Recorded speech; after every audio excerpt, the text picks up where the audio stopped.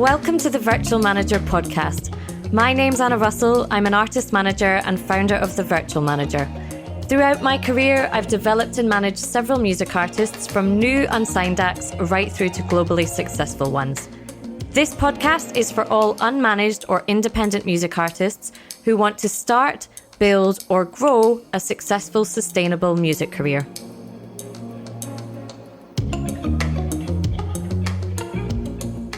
If you're listening to this episode of the Virtual Manager podcast on the day of its release, it is currently the very final day of 2019 and the very final day of this decade, which I can't quite believe. And I thought that posed a great opportunity for you to both review and assess not just the last year in music for you, but also the last decade, which can really help inform where you go next, what your next steps as a music artist should and could be. So, first of all, I want to talk a little bit about what's changed in the last decade in the music industry. And the answer is a lot. Every 6 months, the music industry feels like a new place, not least to technological advancements that happen and the way that trends shift and our cultures shift. So to think about what has happened in a decade in music, it really is immense. And I cast my mind back to kind of where I was 10 years ago and what the music industry looked like then from an artist manager's point of view. And I think the major thing for me that's changed in this last decade is that music artists have become more empowered than ever in the last 10 years.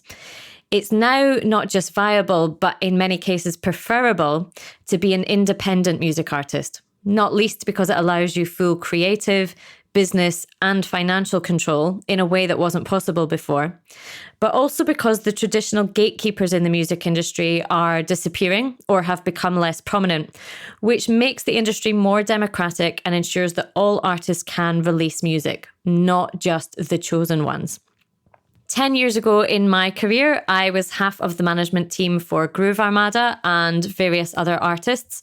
We were preparing to release their album Black Light, which came out in the spring of 2010, which we toured extensively with that year, and it went on to be Grammy nominated for Best Electronic and Dance Album. It wasn't until early 2011 that I set up my own management company, AR Artist Management, the one I still run today. And without doubt, those are just a few of my proudest moments from this decade and the ones which helped me get to where I am now.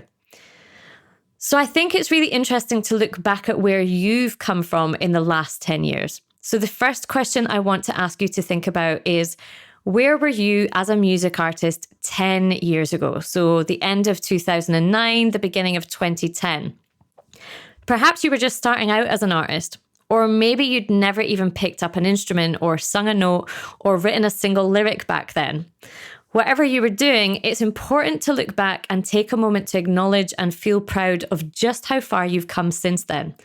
That's something we rarely take time to do, but it helps your future journey as an artist to remind yourself of where it all started and the work that you've put in so far. So that's the first thing to think about. Where were you as a music artist 10 years ago? Then I want you to think about which things have moved the needle the most for you over the last 10 years. So which things have made you the most significant progress or success as an artist over the last 10 years?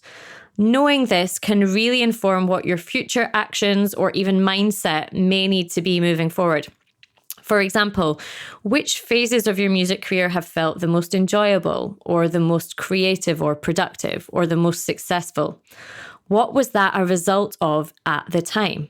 Perhaps you had less limiting beliefs or felt you had less to lose, or were perhaps just more young and new and naive to it, and that gave you a certain type of fearlessness. Have a little think about what has moved the needle most for you over the last 10 years. And then what do you want your next 10 years in music to be all about? And how does that inform the first steps that you take in 2020? When I think about the legacy I want to one day leave behind, it's to encourage and help as many music artists as possible to reach their full potential, to help them start, build, and grow their businesses as artists. That means you'll be seeing some big changes and developments with the business this year that directly align with that legacy that I want to have. So now that you've cast your mind back over the last decade, let's have a little think about 2019 and assess just the last 12 months in music for you. So again, I'm going to ask you, what has moved the needle most for you in your music career this year, 2019?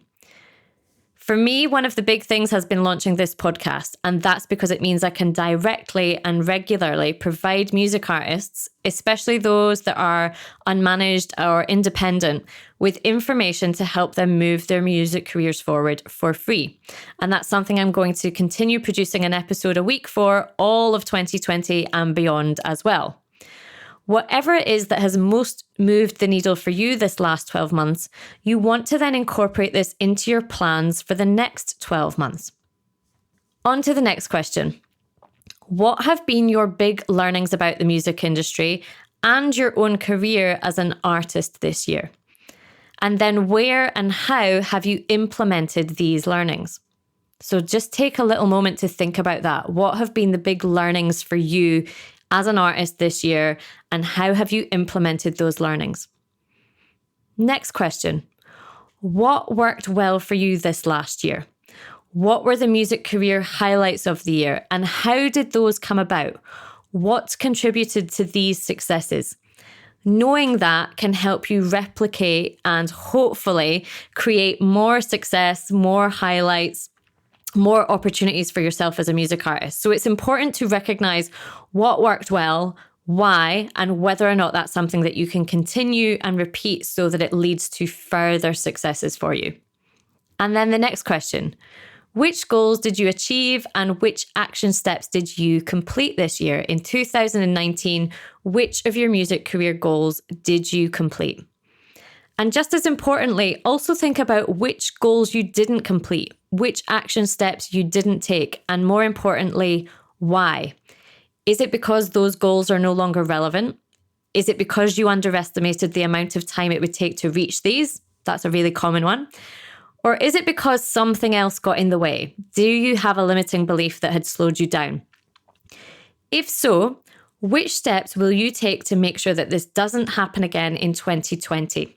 So if we can try and identify some of the things that have held us back or have blocked us or slowed us down, are there steps that we can put in place now to prevent those happening again and hopefully make 2020 be smoother, more productive, perhaps things go more easily for you? So try and identify what slowed you down or what stopped you and why. Knowing what has held you back or why something didn't work is just as useful to know as what has led to your successes. So those are the two key things that I'd love you to take away from this episode. Then for any goals or action steps that you didn't complete in 2019, which still feel relevant, they're still goals that you want to try and achieve, simply shift those into 2020. So you're going to keep those goals and you may well be adding new ones as well. To help you do this, make sure you join me for next week's episode of the Virtual Manager podcast, as I'll be showing you how to map out your strategy as a music artist for 2020. If you want to make sure that this coming year is your most productive and fulfilling yet as a music artist, do also join my mailing list to make sure you implement everything that you're learning from these podcasts and receive additional exercises and lessons from me. Wishing you all the best for the new year ahead. I will see you back here next week to map out your strategy for 2020. Thank you for listening to this episode of the Virtual Manager podcast. If you've found it useful, I invite you to check out the Virtual Manager membership site. The Virtual Manager is an essential resource for independent music artists who want to start, build, or grow a successful, sustainable music career. It ensures that you have the foundations of that music career in place, then helps you to build on those to achieve your music career goals. With monthly music industry training, a library of tools and resources, A&R feedback on your music, access to live Q&As with me, plus an active, supportive community of like-minded artists, the Virtual Manager is the perfect place to be for any unmanaged or independent artist.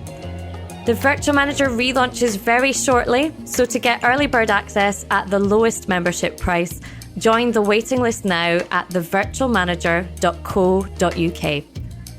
Finally, please take a minute to review and subscribe to this podcast. It helps more independent music artists to find us.